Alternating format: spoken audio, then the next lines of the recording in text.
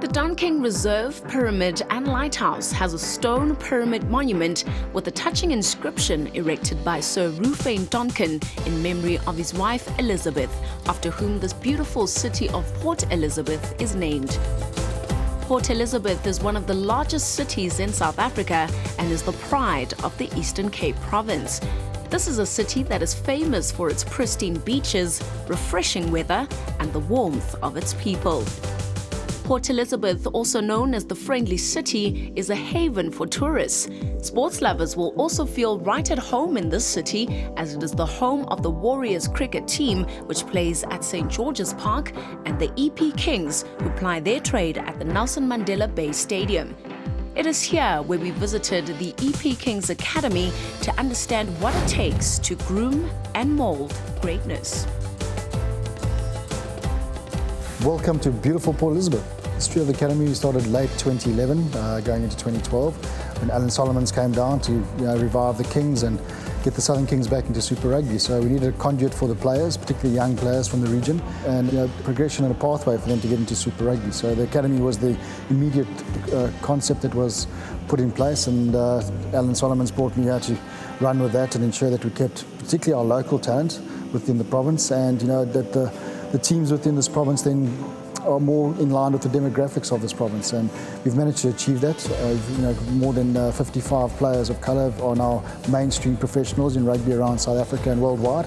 Not obviously, unfortunately, all still based here in Port Elizabeth. We've got a Sergio Peterson that's playing for Free State. He's also now got a Springbok cap, albeit not Test cap, but he's got a Bok cap.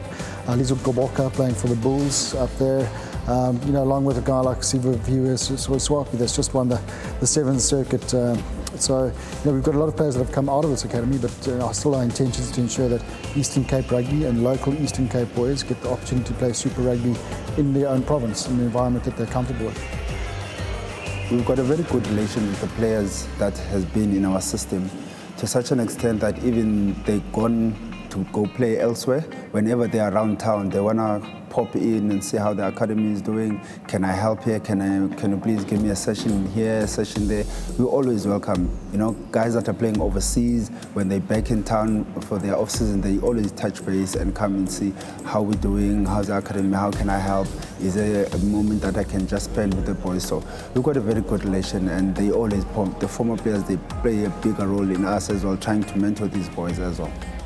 And we always wanted to see good big rugby in the Eastern Cape, and we thought this is, as we all know, is a nurturing ground for big rugby players, legends like Dani Gerber, Rassie Erasmus coming out of here, and the likes of many more. And we thought it's a good opportunity when approached to try and invest and put back into the youngsters and hopefully keep them here so that they could progress into hopefully Super Rugby and beyond. Part of the initiative was obviously to nurture the black talent coming through and to assist with the training programs, trying to keep the guys here in the Eastern Cape. With some we're very successful, with others not. If you have a look at what's come through and where they're playing today, it's a success story as it is. Also, some of them are playing for the other franchises. Kerwin Bosch is the example.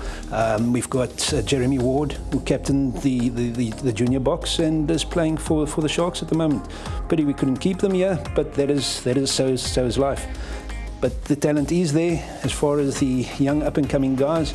The purpose of that is to put the academy in a position to keep them here, to develop them, to augment their particular training facilities and uplift their general skills.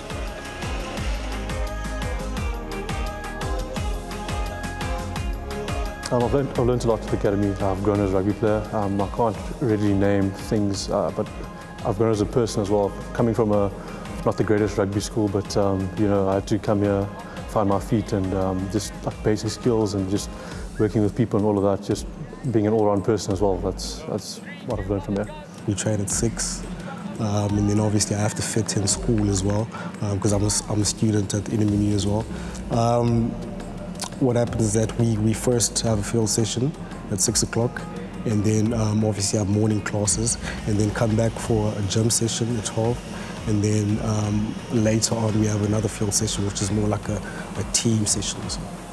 Well, I think for every player that's in any academy, I mean, your dream is to get to the top, you know, whether it be at Super Rugby or Springbok level, you know, something you aspire to. So, yeah, I feel like if you're in an academy or any union, you're not striving for that, then, you know, you shouldn't actually be there. So it's definitely say just getting to the top and playing the best rugby that I can play.